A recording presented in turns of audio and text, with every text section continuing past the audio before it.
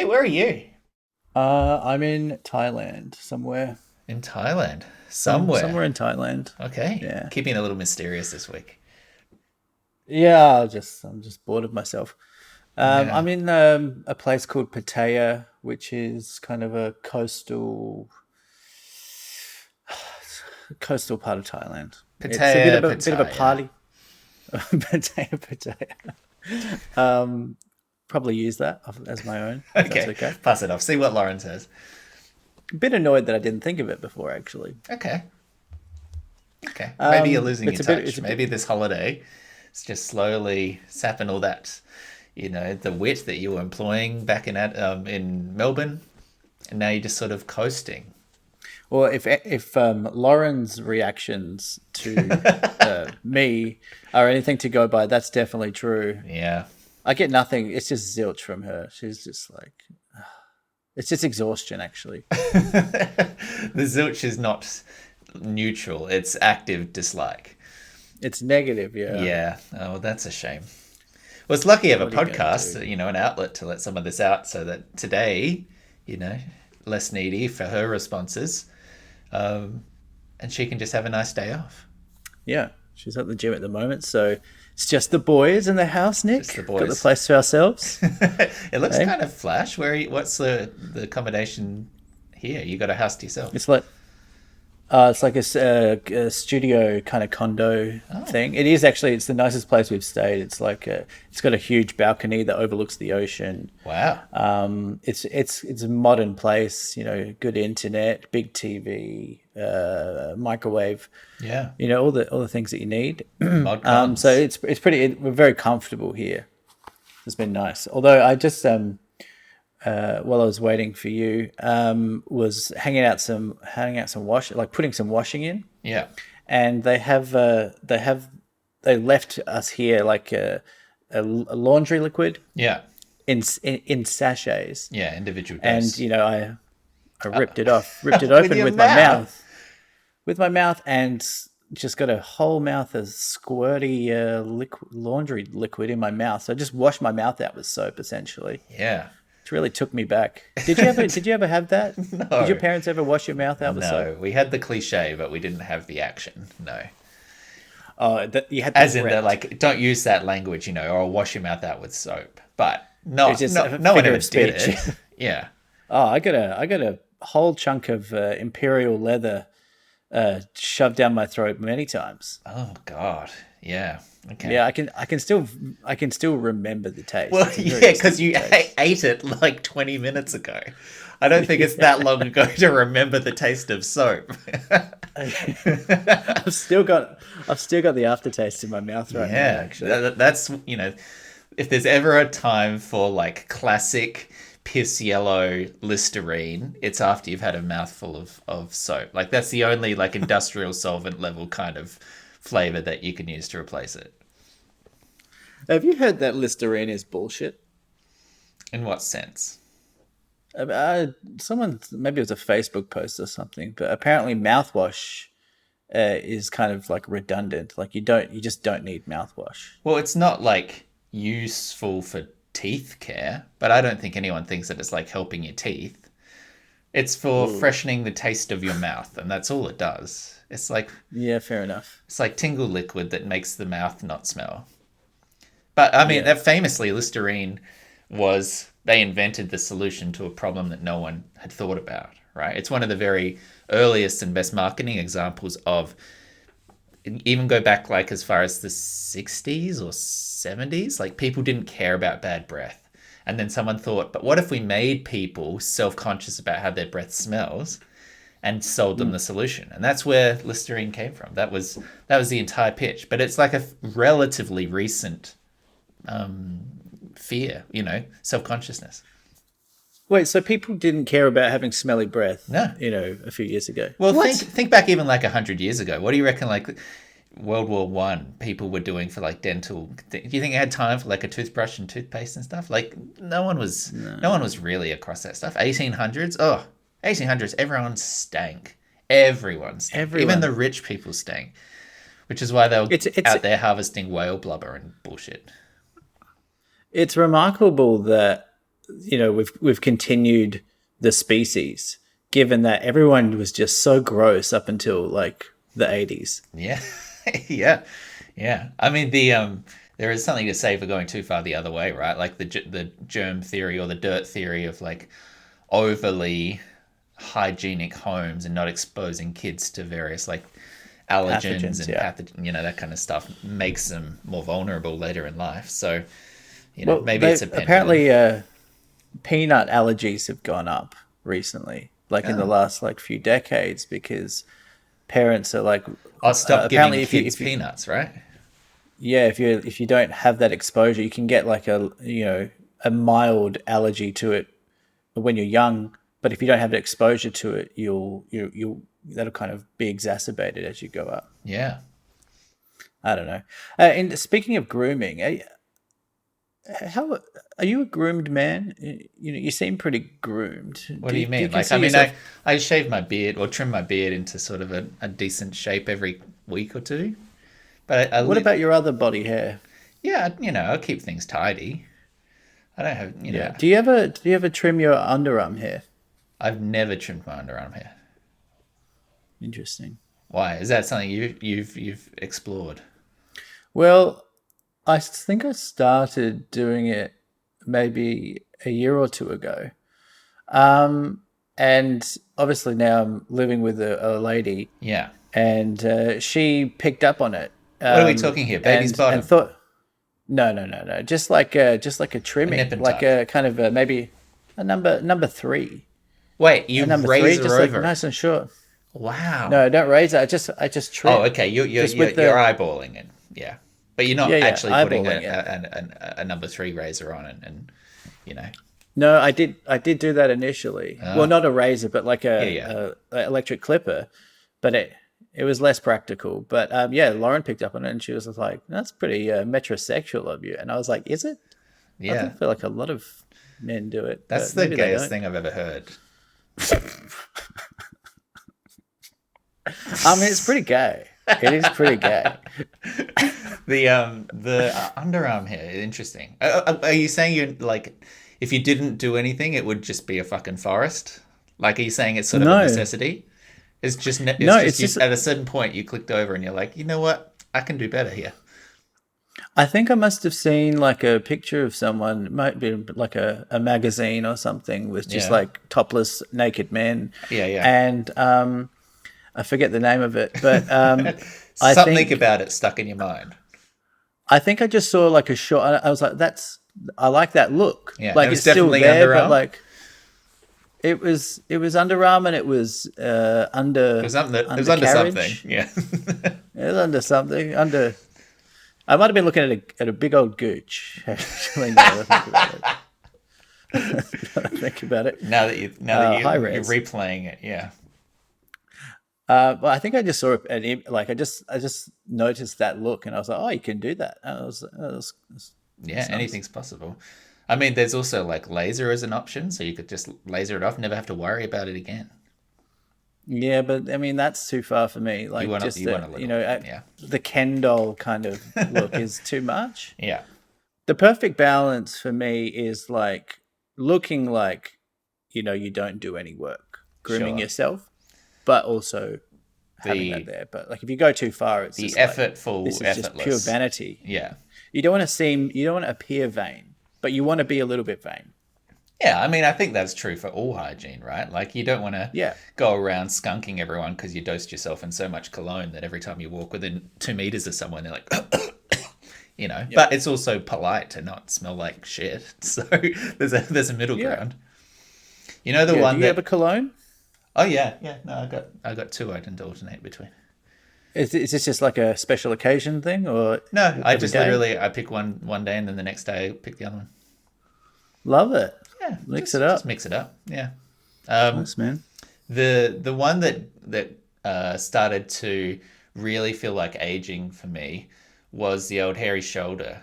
When I started to get a little bit of the sort of over the shoulder, upper arm stragglers. Yeah, that's when I was like, those are going. Those are going. Do you ever get KC to do it? Because Lauren loves to give me I can't tell if you're being serious on the back.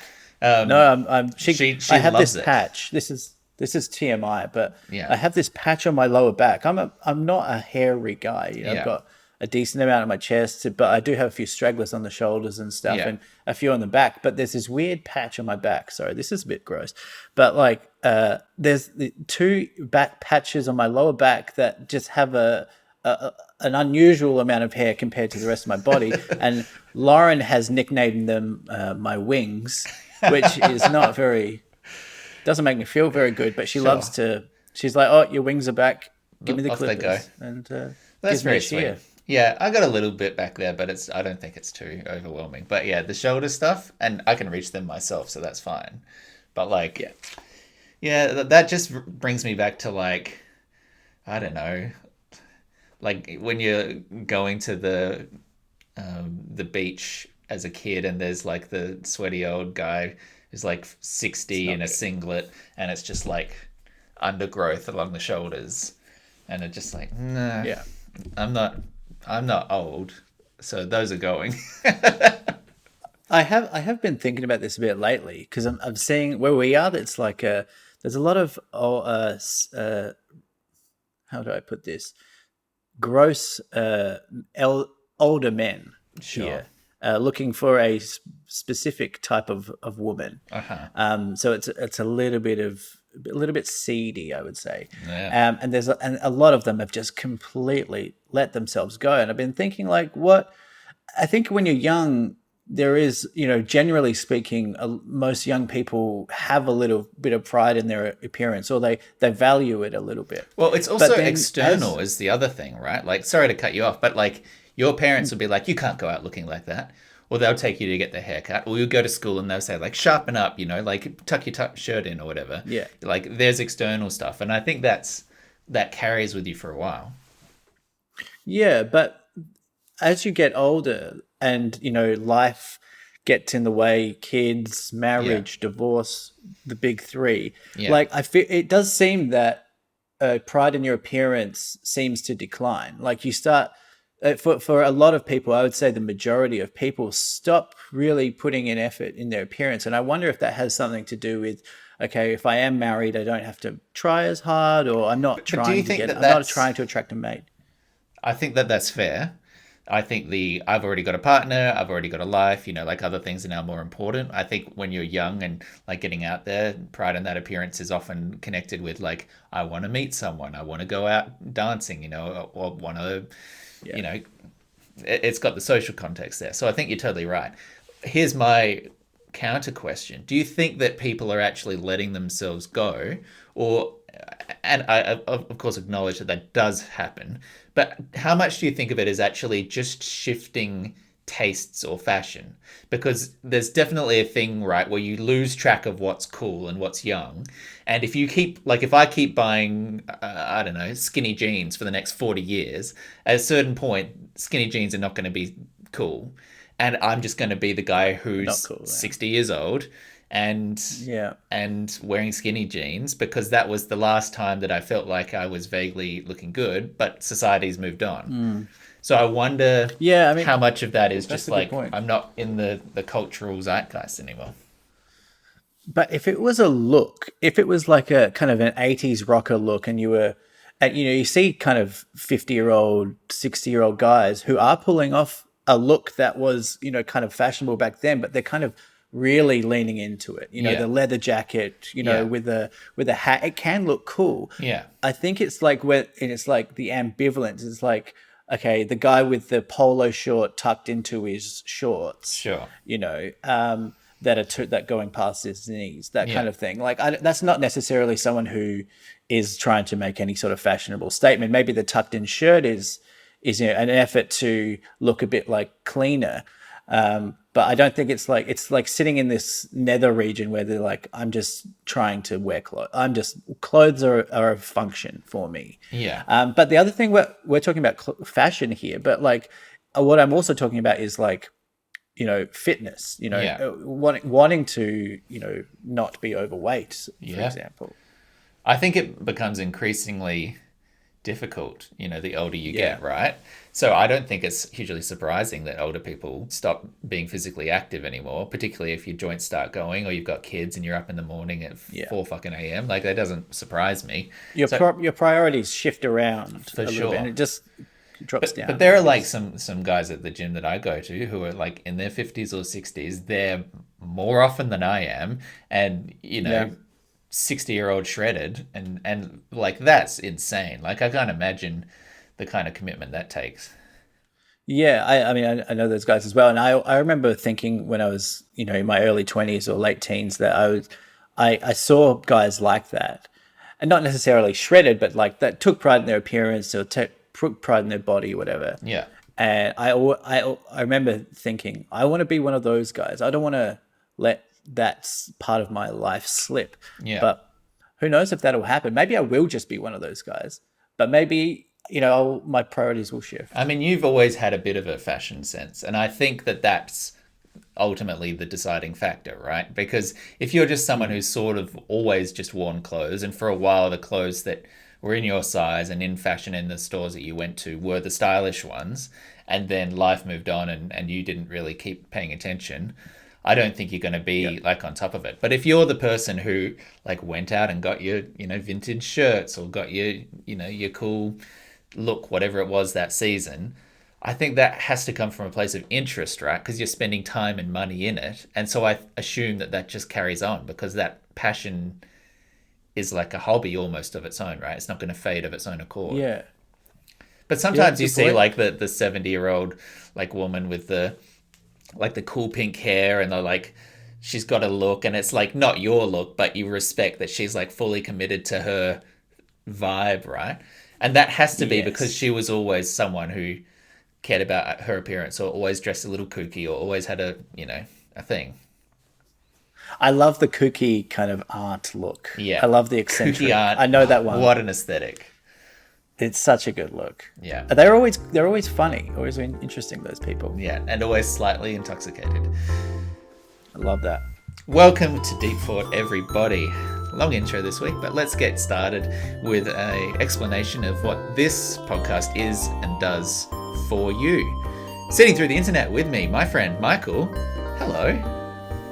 Hello. And my name's Nick. Hey, how are we doing?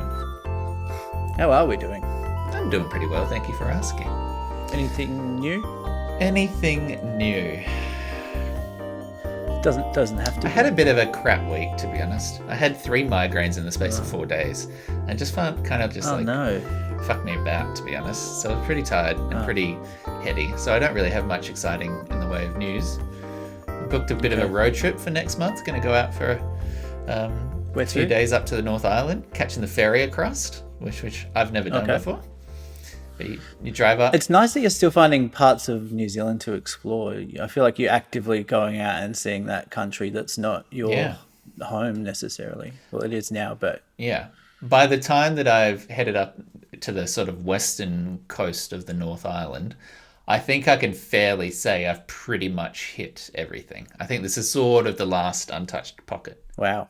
Yeah. It is. I do. I know I've brought this up before, but it is kind of weird that you're a Kiwi now, essentially. Yeah. Yeah. I go by Oceanic now. Are you going to get your citizenship or something? I did look into it when we were in like a closed borders situation, where there was some question about if I left New Zealand, for instance, to go back to Australia, whether they would let me in or not if I was just a Australian versus a citizen. But there's like you have to have lived uninterrupted in New Zealand for 2 years before you can apply, I think. Or maybe that's residency, but either way, there was some kind of time limit. And I'm overseas too frequently for that clock to ever have ticked over to 2 years so that I can apply. So you can't even leave for a trip. Yeah. Yeah. That's stupid. That's stupid. You've got a postal address. I think to be fair, I think that's for a residency. I think the citizenship test doesn't actually require that.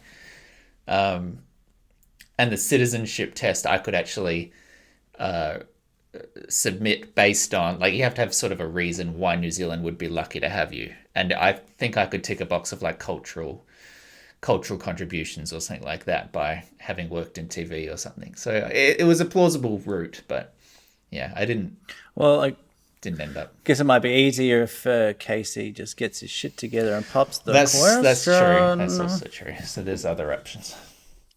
Now, speaking of popping the question, I got a little shout out here. A couple of my friends and listeners of the show went and got hitched over the weekend. That's exciting. Dave and Coco. Dave, big fan of the show, listens before I do every week. So he's reminding me of what stupid shit I've said. But they've been together for 80 years or whatever already. But over the weekend, they live in San Francisco, and they just went and got shotgun married. Oh, congrats! It was a dual wedding with Coco's sister Kimber, right, and her boyfriend as well. So the sisters got married in kind of a shotgun style. Was it also shotgun for the sister? Like all four of them were like, let's just fucking do it this weekend.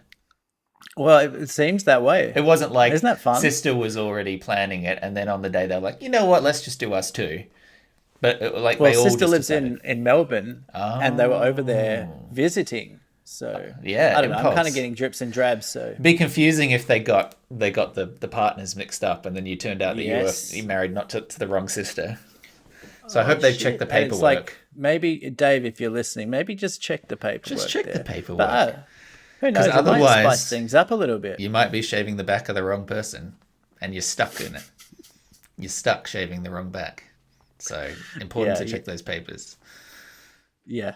You don't want to be stuck shaving your girlfriend's sister's back. Yeah. That's no good. That's not ideal. Yeah. But anyway, congrats to Dave. Congratulations, guys. That's very exciting. Yeah. I like the idea of getting married, I got to say. I would like to get married. Yeah. Would you like to get married? Yeah. Not to you, obviously. I'll pick someone else. Okay. Yeah. You pop the question. That's how I do it. It's very casual. Very casual. I got a question for you. Please. Do you have a memory of the first time that you properly, innately, existentially contemplated death? Oh. The very earliest memory when you understood the impermanency of life. And you definitely don't want to get married to me. Because this is... on one knee, yeah. I think... Well, I got a bit of a dark answer, and I got a little bit of a light answer. Okay. Okay. No, I'll just give the honest answer.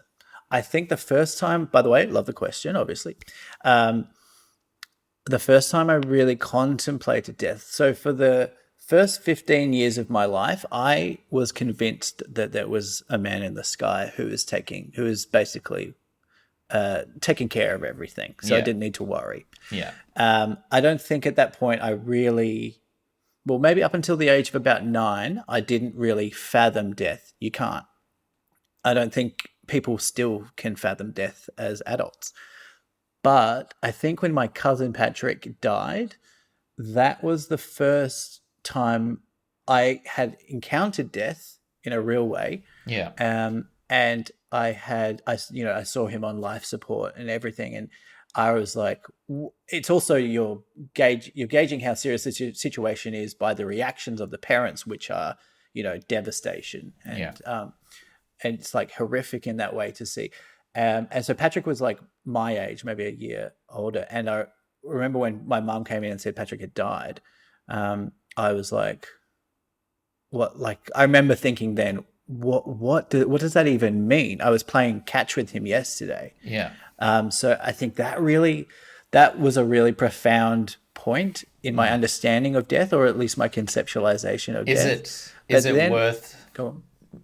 Do we need any context here about what that death was, or would you prefer not to talk that?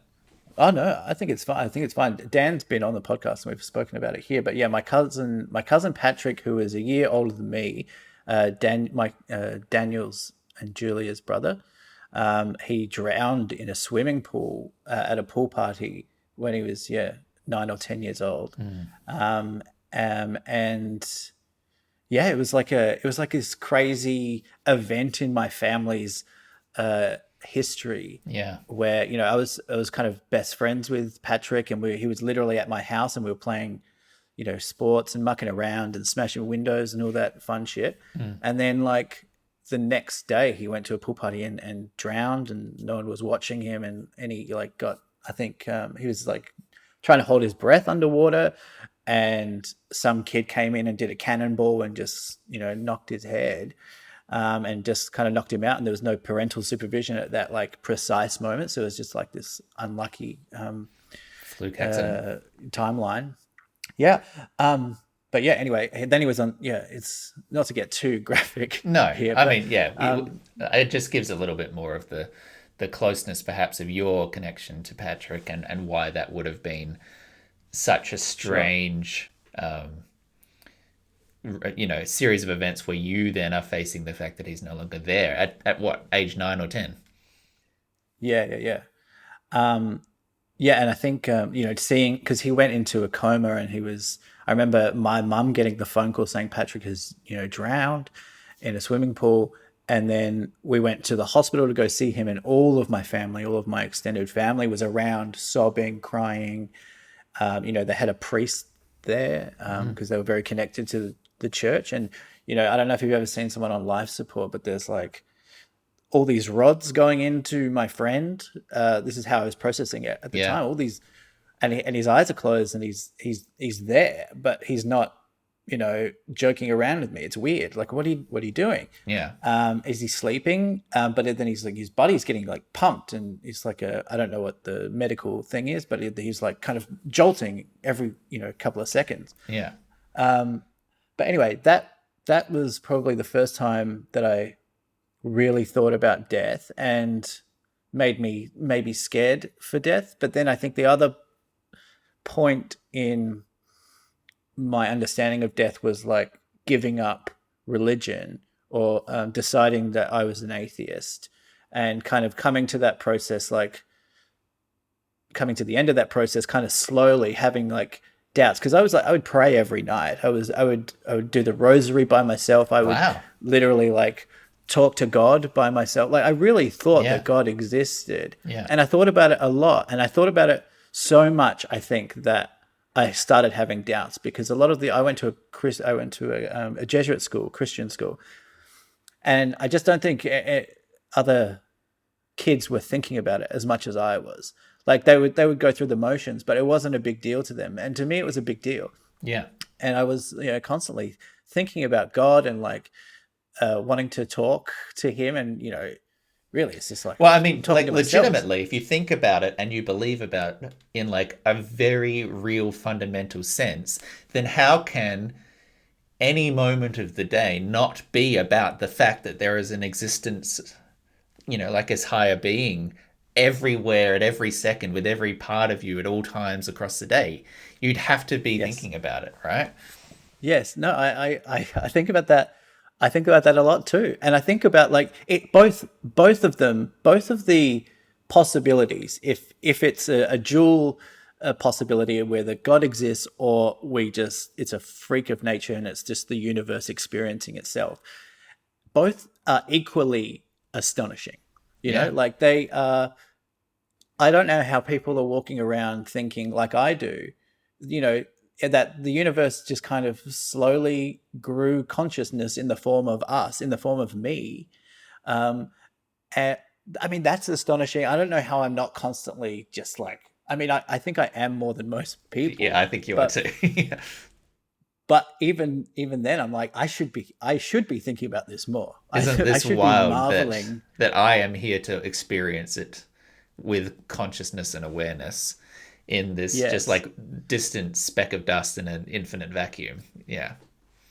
Yeah, and the same goes for like people who believe in God. I think there are some people, like my grandma, my babcha, she is like obsessed with God, and she lives by herself now, and she doesn't do. I mean, she's just devoted her whole life to it, and she actively wants, like, she doesn't necessarily want to die, but she is. I can tell she's so ready for heaven. She's at peace. Like Yeah. she's like, I just want. She would never like she wouldn't interrupt the natural process of life and death by, you know, killing herself or euthanasia, because that would be, blasphemous. But she is, the way she talks, she's just like, oh, if God took me tomorrow, I'd be so happy. Um, and I think I think she's in the minority of people there, because people like, I don't want to speak for my parents, but I feel like they say they believe, but I'm not sure if they're convinced. Like they're not if they were to, they don't have the same sort of commitment to welcoming death and meeting God and their loved ones who have died. They don't necessarily have that. Yes, they are younger and I Yeah, guess maybe have a lot to still live more for going still. on. Yeah, But yeah, I think for the majority of people who say that they believe in God, I'm not sure if they I'm not sure if they really believe it to the point where they're like, well, I mean, heaven is meant to be the ultimate bliss, so you've got nothing to worry about in heaven. yeah, So why wouldn't you want that? You know, yeah. if you really believed it, you'd want it. Well, it's the test of faith, though, isn't it? Right? Like that's the ultimate crucible, because either you find out you're right or you never find out anything again, right? Like that's where Yeah. faith comes from, because it's unknowable. So yeah, Yes. it is a reflection of I suppose the religiosity, or at least your internalized spirituality, when it comes to that crossroads. Because unless Yeah. you really do believe it, then there's going to be some part of you thinking, well, this could be it. Yeah. Yeah. I was thinking yesterday. Sorry that I've just like gone off on a whatever. It set me off here, Nick. It's all good. But I was thinking yesterday that I was thinking about life. Like, what is life? What is not what is life in general, but what is a life? What is your life? And I was trying to define it in my head. Now, your life is your memories and the way you experience the world and the way you interpret the world and the relationships that you have. But if you watch a person walking down the street and you think they have a life, I don't know what their life is, but they have a life. And their life is not necessarily a physical thing, but wherever they go, that's where their life is in a way. So if that person vanishes, if you suck them out of reality somehow, their life goes, right? That their life is no longer. They still have an effect on people that they love and everything, but they what they do, that goes. Their job, their purpose goes. That vanishes with them, with their physical person. That vanishes as well. So do their memories.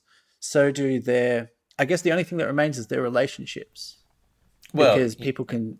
you can also talk about a physical presence, right? Like there were atoms that were assembled into a body that had a form, Yeah. and that those atoms still exist. But there is Yeah. one definition of life would be like a at like a cellular level, right? Like a biological process of, cellular respiration is life, or a single celled amoeba swimming around in a soup, consuming, I don't know, amino acids or whatever they eat. That's life at like a non-conscious level as well. Yeah, but does that amoeba have a life? I think that you would say it is alive, right? Yeah. I guess it has memories in a sense where it's just like it remembers, I don't know, dangerous situations for it. Or Possibly not an amoeba, but like definitely in maybe like lower life forms, like animals and rats and things that are perhaps not like sentient or like self-aware, but still alive. They still have memories. the atoms thing, the fact that we can't destroy atoms, is to me the where I find like solace as a person who doesn't believe they're going to live after they die. What I do find kind of comforting in this incredibly strange version of rationalizing death is that even when I am die, my atoms that make me up now will continue in perpetuity until the universe kind of Yeah. implodes or whatever. But like that to me is like some version of comfort in death. I'm like, oh well, I'm still around. You know, it doesn't make sense, but I just like thinking about it. I think that's nice too. I mean, heaven is just your atoms going on and being in other forms of life for the rest of eternity, but just without your consciousness attached.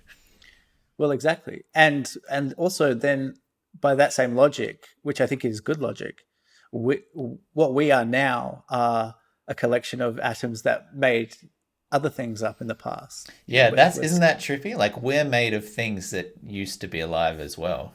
Like part of us yeah, is probably like a little bit of a mammoth and a little bit of a fucking diamond and a little bit of a flounder and probably quite a bit kraken and some other like yeah, strange mix of everything that's ever existed on this planet in some form, just yeah. I reassembled. love. I think you are part mammoth. Actually, I mean, sounds like with your hairy shoulders. Yeah, yeah. But it's a nice comforting thought. Why did you ask this question? And Well, what is your experience?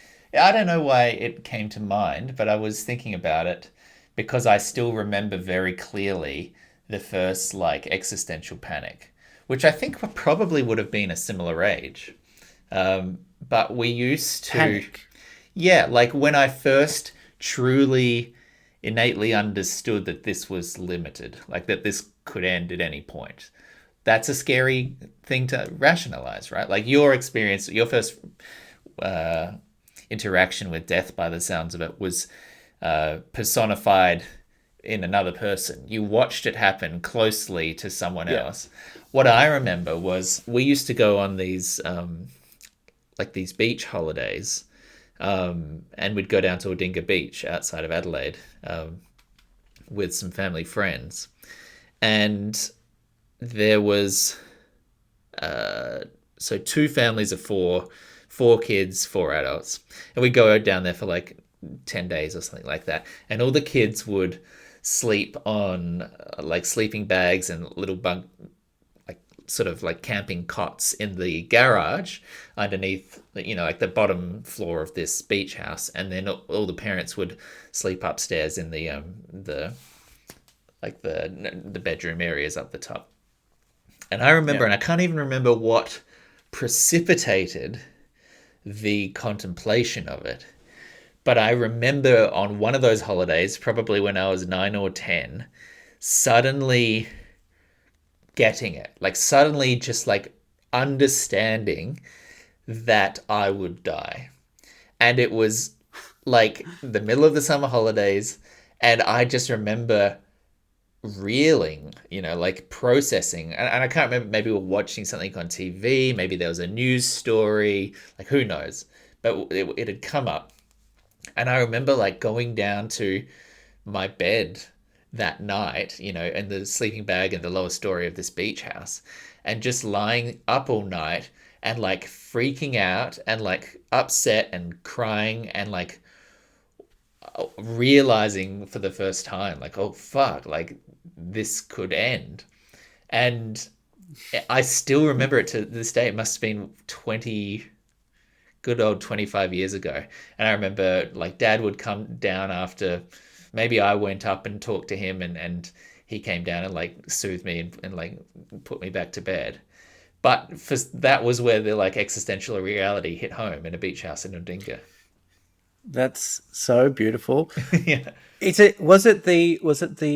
When you say panic, was it the feeling was when you say death, was it non-existence that you were fully comprehending there, or was it the actual process of dying? No, it was non-existence. You're right. It wasn't like, oh, I might end up in a car accident and I might hurt and then I like age out and like whatever. It was like I will It's like I'll no not longer be exist. My around. consciousness will not exist. Yeah, And that was the sort of, that's the terror of it, right? Like trying to imagine what it is to not be conscious anymore. well, it's like it's kind of impossible for us to imagine Yeah. this And like the closest you can get is like it's sort of the before moment you're between born. you sleep, like when you go to bed, but before you wake up in the morning. It's like it's the bit Yeah, in there but for forever. And or the same thing, like the part behind before you're born. But I think that's a little blurrier because I don't really remember like age 2 to 5 either. Like No. those are sort of like just Yeah. any memory I have of like my young childhood is filtered through the photos and family videos I've watched of me as a young child. Yeah. But yeah. And then I suppose the second like early understanding of it, because my grandma died when I think I was about 5, but I didn't really register that. I think for me, it's just glimpses maybe of standing around at a wake. But like I was so young, I barely remember it. And I barely remembered her as well. But I do remember my mum's dad dying, which would have been another 5 or 6 years later after that, maybe more. Maybe when I was about like 10 or 12. And the memory I have of that was I knew the grandfather, like I had spent time with him, so it was a bit closer to home. He was a person. He was a you, person. Yeah. He used You had to a like relationship. have like minties in a jar and these kind of things that like have sense memories. Maybe I was about 12. But the one that really, again, pushes, like rammed it home was my dad gave the eulogy at my mum's dad's funeral. And I remember dad crying through the eulogy. And that was the first time I think I can remember dad crying. And I was like, oh, like Wow. shit's happened, because that doesn't happen before. So this is suddenly real. And that's like, those are sort of the two like very earliest impressions I have of death, I suppose. Yeah, it's interesting that we both had experiences of watching grown-ups interpret a serious event like a death happened, and how we how that informed how we treated the subject or the experience of it. Yeah. But it is I mean, you said this thing to me once on the podcast, which I think about weekly now. But you said that every year we pass the anniversary of our death. There's a date. Yeah. There's a date. The 8th of October. Is what's going to be on the tombstone. Yeah. And every year we pass that without knowing. And I think that's like a really not. I have a morbid fascination with death, and I think it's a healthy one. Because I actively like to think about it. I like to wonder. I like to try, and I know my brain's never going to be able to get there to the point of understanding non-existence for myself, but I like doing that as a mental exercise. And for some reason it fills me with like excitement, not excitement to die, but like, I'm just like, I don't know. It just interests me so much. In the sense of like, there's an adventure out there still to come. Or is it just like an intellectual curiosity?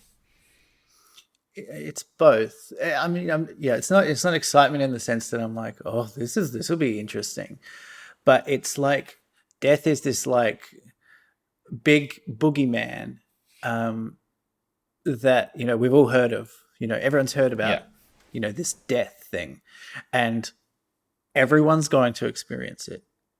Everyone is going to experience this death thing. So what would that be like for me? In the year, it's funny to think, in the year, we'll never see the year 2121. That'll just not be when we're around. I don't know. It's like I don't know. I have the same kind of fascination with it as I do with like space. Like space is so vast and I feel so small. Yeah. And death feels in the same way. It feels so big. It feels so like I'm so helpless. But then in that feeling of feeling incredibly small, the smallest, there's like a peace. Yeah. There's a peace that I find in that. That's a nice way to conceptualize it, right? Like if you don't have a religious aspect there to hang your hat on or to hold on to, then coming to terms at least with what, to the best of our knowledge, the universe entails is its own bedrock, right? Like Yeah. you can still rely on that truth if you don't believe on a religious truth.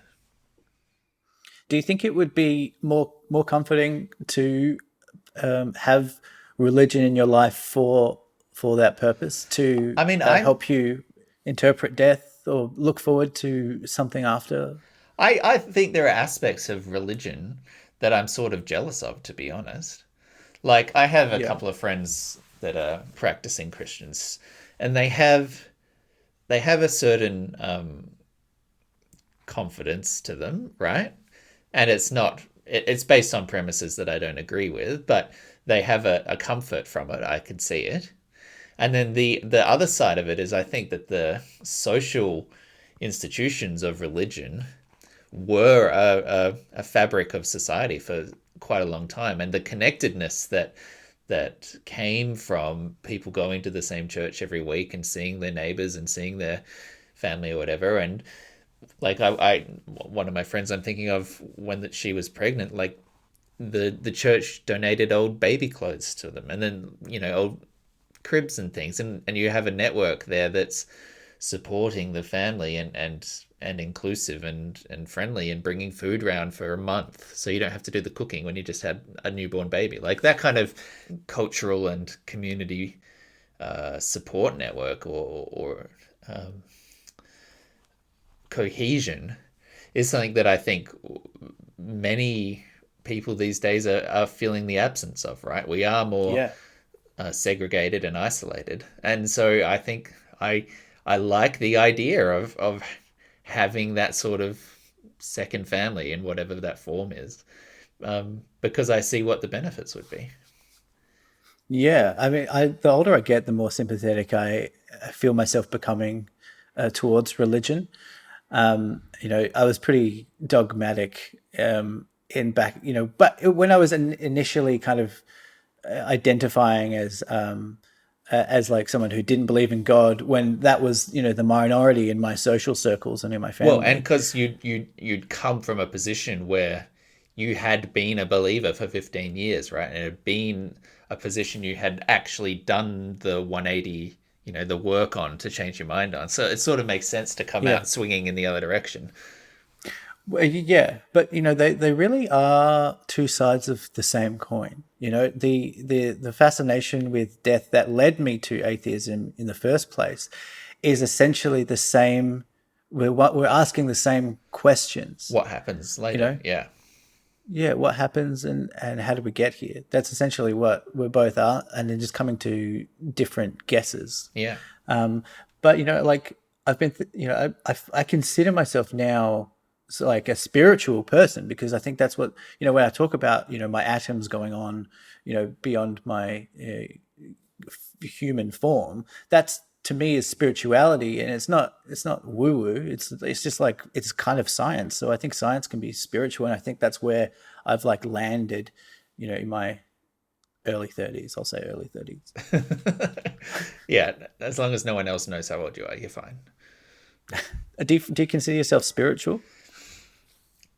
I'm not sure that I would say that label for myself, but I It's a little don't. tainted, that word, I guess. I think that's unfortunate, but I think you're right. Like spirituality does conjure up like tie-dyed shirts and crystal necklaces and like Reiki and stuff. Like, and I don't think Yeah. that's um, a connotation that's really fair for what you're describing. But um, as I say, I wouldn't call myself spiritual, but at the same time, I don't disagree with any of your premises about like the beauty in our position in the universe, as minuscule as it is, and the thought of what happens to our atoms after I die. It is a spirituality. I can see that. Yeah. Are your parents religious now? Or they No, no, left it? never. So that's sort Never. of interesting because yeah, you said you came to that position, but I just grew up in a household where we weren't religious. I did go to an Anglican school, so suffered through the Bible readings at the start of every assembly and had to do RE classes and that kind of thing. But yeah, it never took because it wasn't something we did at home. We never went to church on Sundays, and even in my like broader family, I think my my cousins were a little bit more religious growing up, and my dad's side, there was some religion there, but no, it wasn't around, so I didn't have to go through that that self-analysis to work out what I believed. Yeah, I always thought that journey that took me to towards discovering, or towards I'll call it like a realization, Yeah. because that's what it felt like. But that doesn't necessarily say anything for what the truth is. But the realization that, there might not be a God. I always thought that journey was necessary for me to end up there. Yeah. Like I needed to understand what religion was. I needed to start at religion in order to reject it. And but you didn't get there. And like that's kind of like the bedrock of our relationship, I would say. Like like connected to that is this podcast. It's like we both have I think fundamentally our friendship is based on a kind of curiosity about the world. Yeah.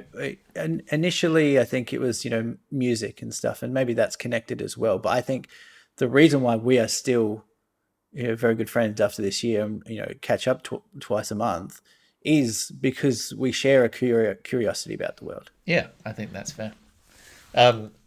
I was going to say I had a sort of moment of reflection as you were talking, and how you had gone on the journey. Listening again? No, it was just like percolating as you were describing your path of going through the thought process and making the discovery. And I feel like maybe this is true for everyone, or maybe it's just true for me, but I think my adolescence and growing up in multiple contexts was a journey of finding the label that fit who I was, or discovering the idea that was out there that I didn't know existed, but which then fit who I was. And in one context, It's like I didn't know what gay meant, and I didn't know what sexuality was, or I wasn't interested in women. But then it took a while for me to find that out there in the ether, some conceptualization of homosexuality, for me to be like, oh, that's what I am.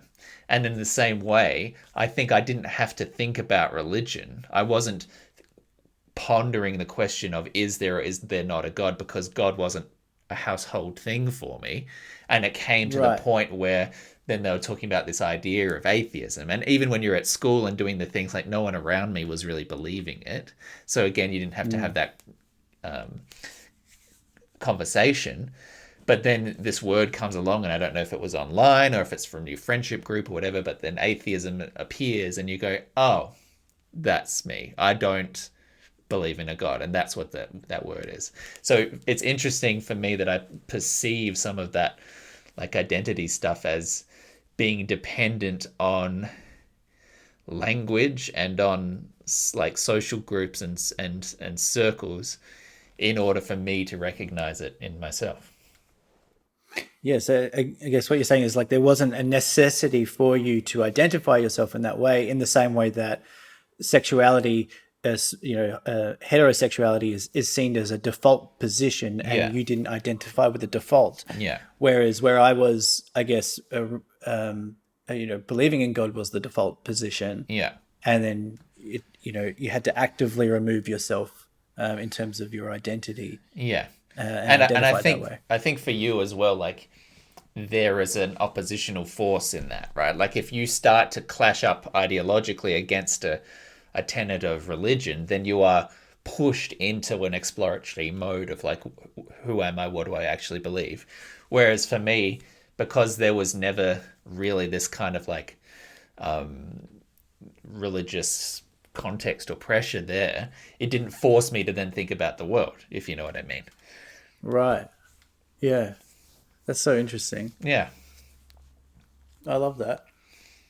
Anyway, interesting kind of discuss. I didn't think we were going to get 40 minutes out of it, but I very much enjoyed that. That's like my favorite topic in the entire world, Nick. Do you have anything else on that you want to say before we move No, on? I I was literally, I was having a beer by myself and literally staring out and just wondering about all this stuff yesterday. So it's kind of funny that you brought it up. Yeah, thanks. No worries. Well, on a completely different tangent, did you see the story this week about trans women in chess? No, Okay. I'm not This allowed to read those kind of articles. okay, this one here had me bashing my head against the wall because I can't believe this. This is a story in the Guardian here. Trans women banned from the World Chess events while a review takes place. The world's top chess federation has ruled that transgender women cannot compete in official events for females until a review of the situation is made by officials.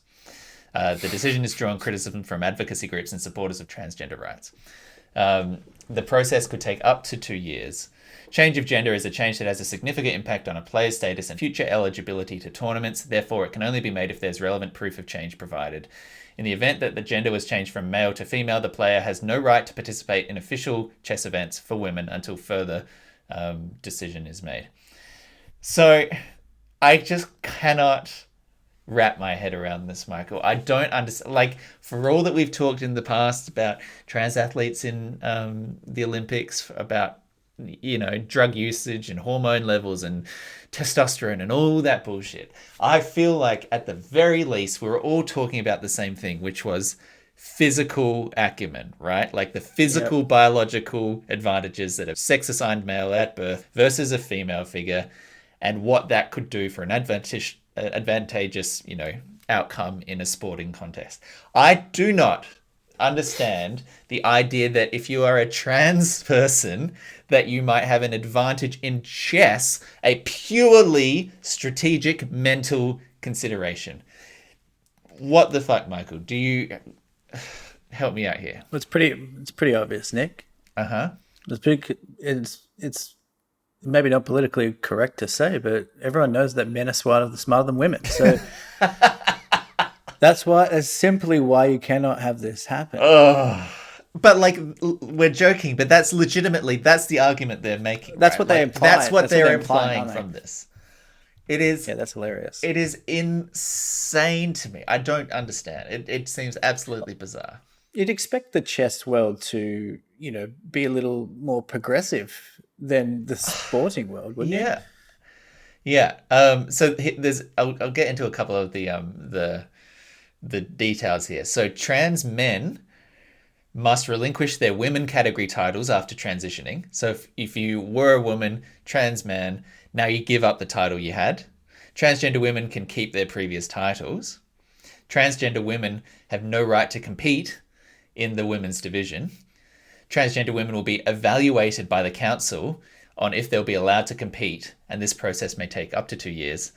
The FIDE Council, which is the chess body, can mark transgender players as transgender on their files, and gender changes must comply with the player's national laws and may include birth certificate documents, despite many nations refusing to change transgender birth certificates. So are there gendered chess events? Yeah, so this is the other crazy thing. There is a women's competition already. Because that makes no sense. Because apparently you can't have men and women competing chess against each other. I don't understand. That's weird. It's so weird. But yeah, as I brushed over there, if you were born a man, transitioned to a woman, and you had played chess in the men's league, won a title, you can hold on to that title. But the reverse is not true. If you won in the women's division, transitioned into a men, you have to hand it back.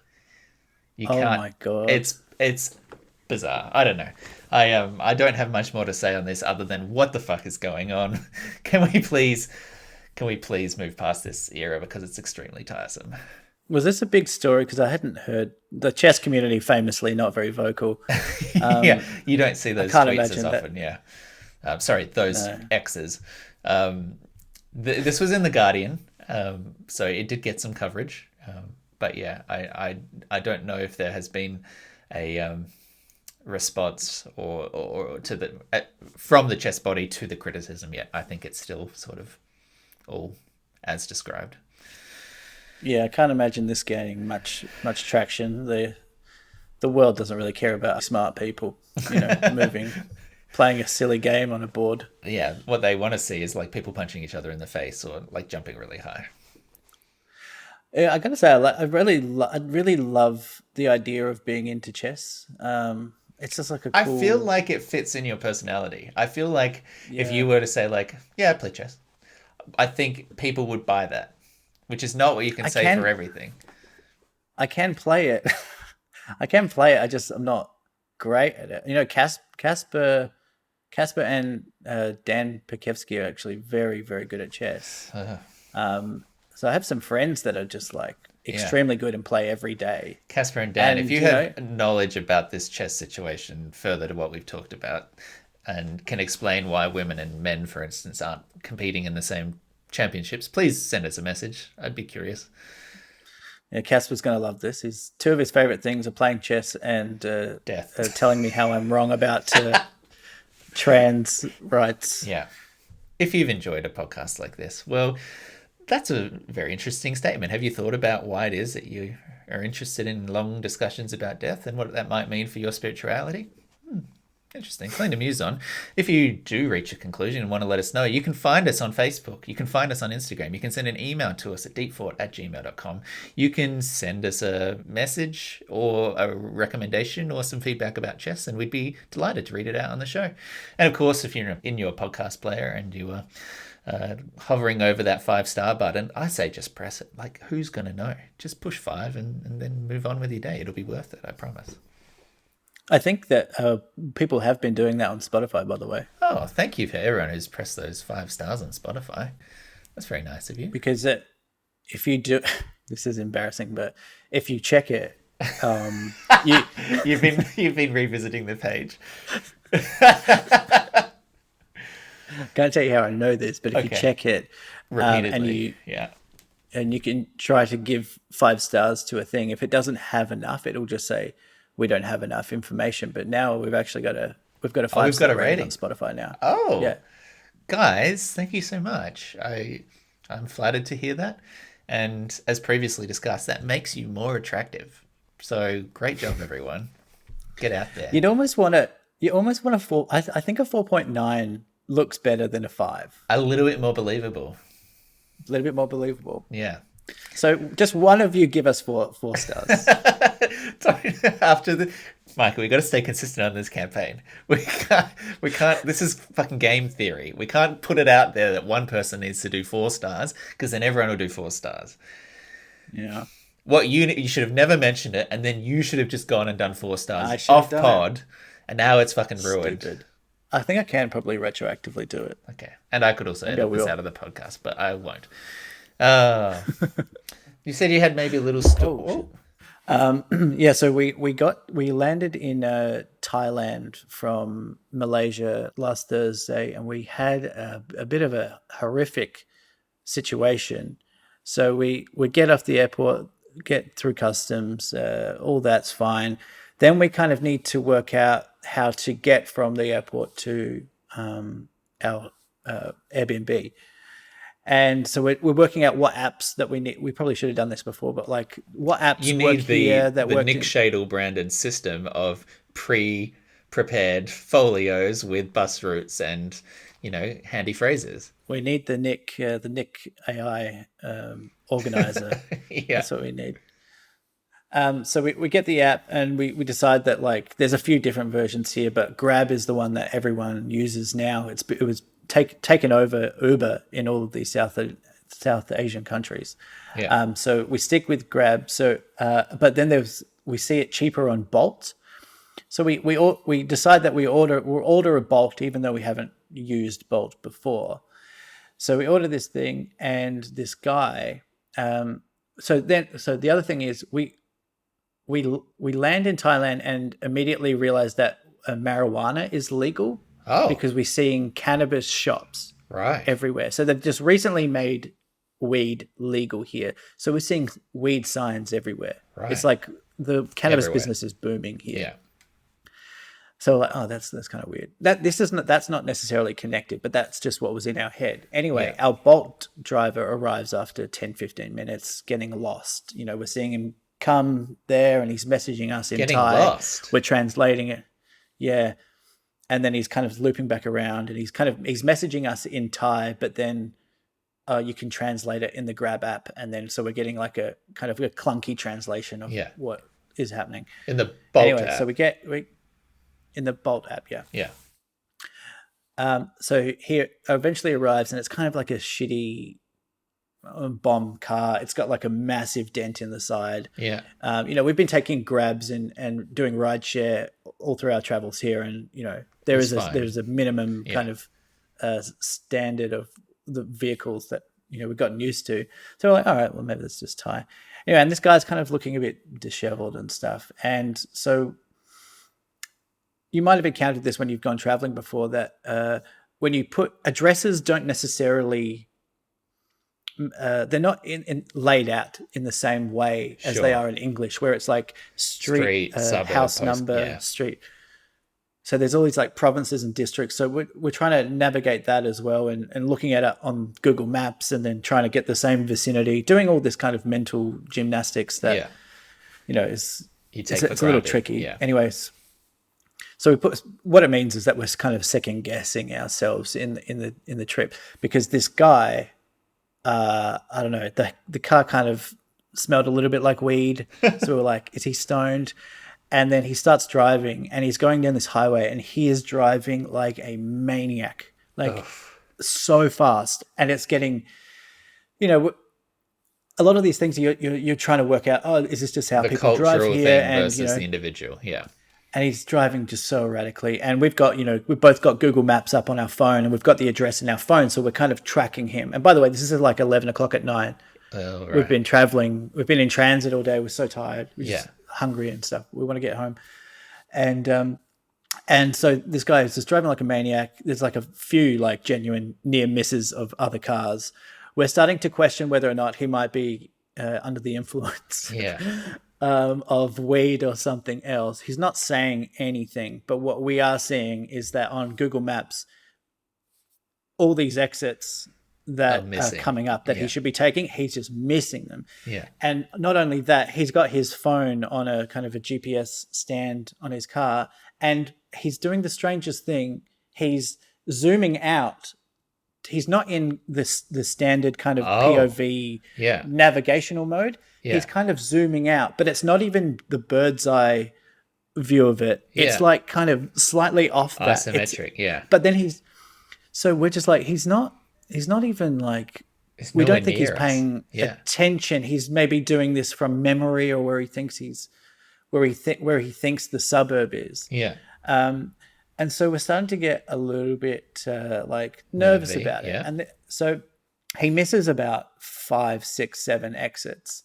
And we're starting to go, okay, in my head, I'm kind of thinking, all right, well, maybe, I don't know, could we be getting abducted and then kind of rinsed for money, a fleeced, or whatever that word is? Yeah. Like that's going through my head. Lauren's getting pretty panicky herself. Yeah.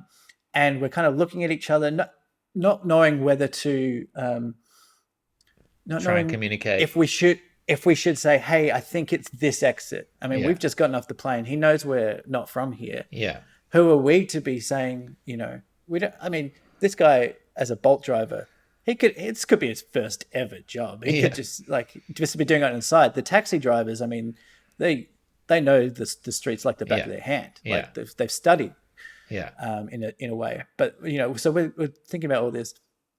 Then it gets to about, I don't know, this trip was meant to take 25 to 30 minutes, on Google Maps. We've been in the car for 55 minutes to an hour already, and we're still going in the wrong direction. Oh no. So this guy pulls over at one point. He's just like trying to work. He's still not communicating any of this to us. Yeah. So it gets to about an hour, and we're kind of getting a bit freaked about it. Yeah. And so we decide to, we see like a big hotel. Yeah. And we say, hey, can you just pull into here? And he's kind of like, what? And we're like, we'll get out here. And in my head, I'm trying to be not hurt his Easygoing. feelings. Yeah. And so, but this guy doesn't really speak English. So I'm I'm going, oh, we just want to eat. We'll get out here and we'll go have a bite to eat. And then I'm Yeah. trying to communicate that we just want to get out and it's not your fault. Yeah. And then that's confusing. So after a little bit of like, what, he lets us out of the car, and he's confused, and we're kind of hurriedly kind of getting our bags, because at this point we're kind of we're kind of scared for our situation here. We And don't also really know what's going on, and it's midnight, and all of that. And so Lauren quickly gets her bag out. She's like really so ready freaked to out go. at this point. And she's like, just get the bag.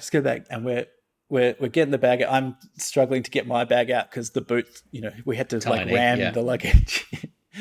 And then, so he's not helping us with this. Like, he helped us getting it in, but he's kind of, I think, I get in the sense that he's kind of pissed now. He's kind of pissed off at us, that I think he's caught on that we are a little bit freaked out, and we know that he's missed turns. Yeah. Anyway, the boot's open, and I'm getting my bag out, and he starts reversing. Oh. The lights come on. He starts reversing, so I'm getting my bag, and so Lauren's like banging on the door, going, "Hey, stop!" Eventually get it out. He kind of tears off. So this guy's like annoyed.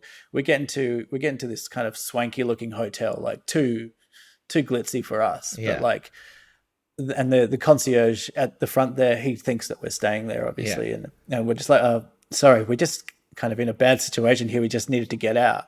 And thankfully, he was just like the sweetest guy in the world. He spoke very good English, and he was just like, "Bring your bags." It's, by the way, it's like it's thick, humid air outside. Yeah. So we're like sweating, plus like the clammies from being nervous and whatever. And he's just like, come in here, gets us sitting down in the air conditioning, and there's like a piano player, playing in the lobby. It's like a chandelier. We've just like immediately changed from our environments so drastically. And he eventually, we explained the situation to him, and he ordered us a kind of a grab from there, and he was like, "This guy will get you here." And then the guy pulls up. By the way, it's kind of the same amount of money. Yeah. The guy pulls up in like a nice SUV, and it's proper like car, very courteous, and just gets us there in like 2 minutes from where we were. Oh, was it actually that close?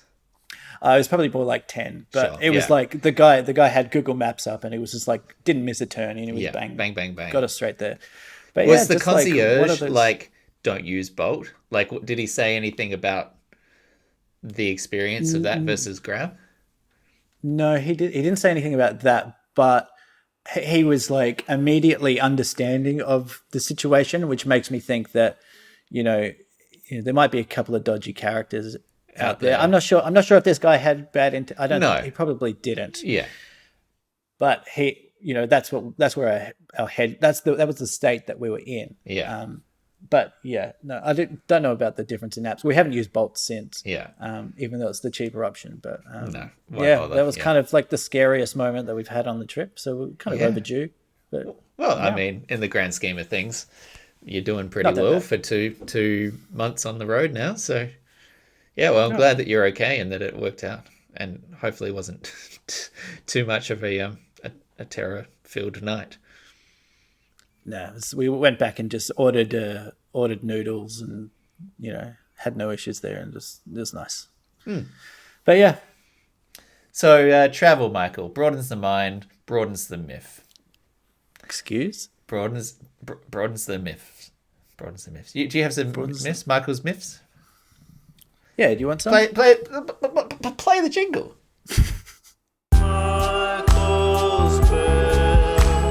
Michael's myth, annoyed, displeased, riled up, offended, aggrieved, irritated, chagrined, pissed off, put out, resentful, and piqued, discontented. Michael's myth. Offensive to people with stutters? I don't condone. I think that was a natural delivery, and I refuse to be shamed for it. All right, I got a big old bowl full of myths. Okay. Mike's Travel myths. Not even, I guess, some of them, but it's been an ever growing list. So why don't I Okay. just kick Yeah, this thing please. off, and Yeah. we'll see how far we can get with this. And you just Yeah. let me know, as usual, Nick, if you felt this, or you agree, or if you don't agree with Would you this. like me to categorize scale? Because sometimes you've been a little bit offended if I've called them a micro myth or, you know. Look, do whatever you want, Nick. All right. Thank you for the permission. All right, first one. I think you can get on board with this, but it's when people try to pluralize a word, but they don't know what the plural version of it is, Right. and so instead they make a joke, but by adding "I" on the end, because they know that octopus is octopi. Like, well, yeah, except for when it isn't. I don't Yeah. even know if that's Yeah. I don't even know if that's true. Yeah. Or cactus is cacti. Yeah. But then they'll be like, I, you know, what's the plural of platypus? And then someone will go platypusi as a joke. Yeah. I, but it's cringe. It's cringe. Stop doing it if you're doing it. I, Stop. you know, Stop pluralizing with I. Lazy. I think that's a very strong middle of the road myth opener. I think that most people can agree that that joke or that stab, very tired, very, Very old tired. hat. We don't need to be doing that. And we need to find some sort of like cultural way to have this little exchange of etymology without defaulting to I. So Thank full you ticks from very, me. Yeah, very I much. I didn't realize how much that irritated me until you vocalized it. So you're a voice of the people, as always. And now you're going to see. Now you're going to hear it everywhere, and your Yeah. your blood's going to boil. Yeah. The second one here, Casper's getting a bit of a shout out here, but he's phoned in with a myth. Oh. So this one's in from Casper. People who call people humans. Oh, like walk into a room, hey fellow humans, that kind of thing. Yeah, I think that's where that's going. Oh. I don't know Does that I've does that encountered myth that a you? great deal. So I don't know that it rubs me Oh, the it's wrong like, oh, way. hey, lovely humans. Yeah. No, actually, now that I say it out loud, I can hear it, and it is kind of lame. If you had to address a group of people these days, what's your collective noun? What do you go for? I go guys. I think I guys is yeah. the best one. I know I it's not I gender neutral, but it is gender it neutral. is. That's the thing. Yeah, we've crossed that threshold, and I think usage dictates that it is now gender neutral. But do you remember? I can't remember if you were on the shift there with me, but I still remember at Wallace Cinemas standing at the ushers box, as you would often have to greet people coming up the concourse, check their tickets, and my default was, hey guys, can I just tickets, please? And I remember one pair of older ladies saying, "We are not guys, we are ladies, we are women." And I was like, "Oh, well, it's gender neutral, so it isn't. We're ladies." And I was like, "Okay." But I was called out on it. Yeah. Well, yeah, I like that, or that classic that kind of golden era of like people, like older people who just want to be called, Yes. I'm a by woman. their, yeah, it's outdated, but it works. I There also is like no when way to comfortably address a group of women that doesn't sound wrong now. Hey ladies. Hey what about hey women. ma'ams, Hey females. There's no way. You have to be gender neutral. hey femmes. Hey Yeah, hey femmes. I think that is a thing. Femmes? Hey femmes. Are they Yeah, saying fam, but maybe? no, Hey no, no. fam. It's people looking for. Uh, I'm speaking specifically about people looking in Melbourne, in a city, Yeah. looking for housemates on some of those groups. They'll say we're looking for Oh. someone who's femme or mask Oh. rather than male or female. Oh. That Yeah. feels weirder Anyway, to me. Oh, I don't know. Looking for someone it's just mask. blah. What's the? I mean, does that include like a mask By the way, lesbian? no one's looking for anyone mask. By the way, I'm just saying that's the opposite. Sure. They're always just looking for a femme. Right. So does that include like a really Um, flamboyant gay guy? Is that what they're opening the door to? well, flamboyant gay guys do have female energy. Like I would, if I'm looking for, sometimes I just want to hang out with women. Yeah. I like hanging around with women, and I would include a gay guy in that. Like if I went to like a party. Why did I say that so posh? I went to a party. I went to a party. If I was at a gala And the mayor was it was coming. like it was male dominated, I'd be like, ah. But if it was like female dominated, I'd be like, yeah. I don't know why. I'm aborting on that analogy. I didn't like how it sounded coming out of my mouth. But anyway, Hey, I kind of yeah. Hey, femmes. All right, moving on. Kawinky dink. Speaking of tired phrases, kawinky dink. Yeah. Yeah. I mean, I feel like that one's already past its prime in the sense that I don't hear that. I don't run into a coinky dink day to day. I think that that's an occasional speed bump, but it doesn't throw me off my day. I'm not getting battered by coinky dink 5 times a day. Fair enough. I thought that was a bit basic, that one, actually. I'll just finish it off with this one, Nick. I know you're going to agree with this one. Okay, I'm excited. But my final myth here is in unsubscribing from email lists. So when you click unsubscribe and it takes you to another site where you have to enter in the email address again. Your email address. Ugh. As if it doesn't know. Yeah. Like, bitch, you just emailed me. Okay. You know where I was to be found and you know where I'm coming from. Don't ask me to do it again. Don't ask me to type it and then double check. Yeah. I do have to say, I what's the opposite of a Michael's myth? Have we got like a Michael's happy place? We need happy place. We need a brand for it. But when you do click an unsubscribe and it opens the window and it goes right through that process and it's like, you're gone. Mate, don't even worry. Don't even worry. It's done. It's done. I'm telling you it's done and it's fine. And if you want to tell me how I fucked up so I can better myself as a person, that would be lovely. But don't feel obliged. You can just tab right out of this. That's a happy place. That's bliss. That's bliss. That's heaven. That is heaven. There it is. Full circle.